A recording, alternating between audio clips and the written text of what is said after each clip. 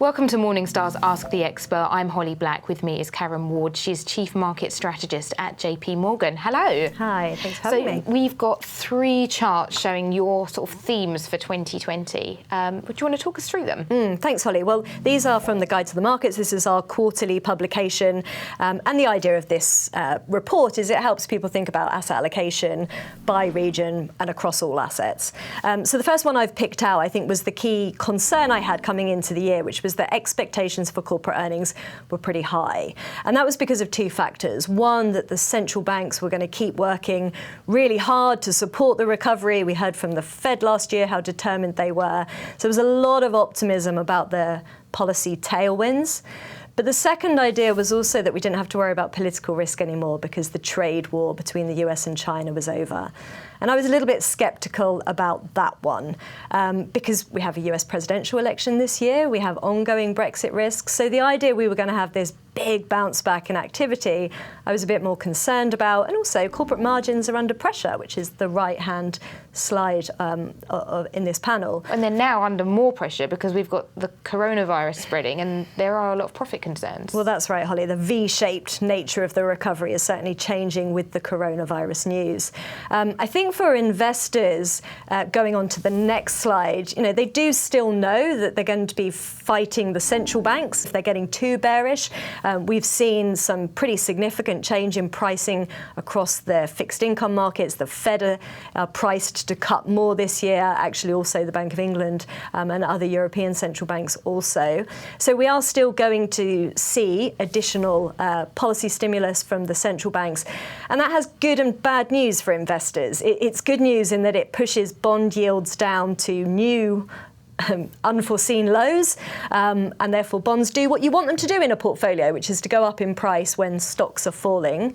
The bad news for investors, however, is it leaves income challenges, and that's the third slide I've picked out, is just as we talk to investors about the income options on the table, whether that's considering equities for income these days, which increasingly European investors are having to go to the stock markets for income, or thinking about some of the alternative private markets also.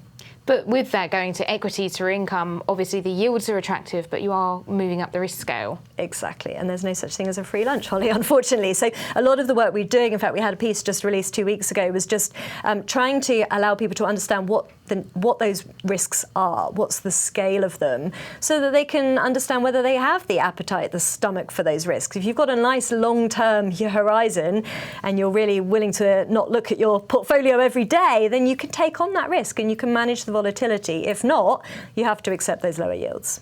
OK, so these are sort of 3 economic themes for the year, but I think another theme for 2020 is diversity.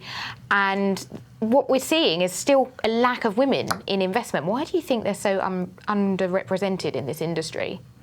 I think we've still got a lot of work to do to make it clear that the culture is appealing. I think we are battling against the idea still that working in finance in whatever form means a 16-hour days followed by parties in a very short-termist, cutthroat, greedy environment. I think certain movies don't help generate that perception. So I think we've just got to demonstrate that that's not the realities. What we're here to do, certainly in asset management, is to help people with long-term goals. That's generate a good pension, that's save for their kids' education. There's a real deep purpose in the work that we're doing, and that is appealing, I think, culturally. That's certainly our culture at JPMorgan Asset Management. And we also just need to demonstrate that balance, your life balance, is achievable as well. I mean, I have a big job, I travel, but it's actually very rare that I'm not home for bath time and bedtime with my kids. So we just need to challenge some of the movie scripts. Yes. Well, thank you so much for your time. Thank you. And thanks for joining us.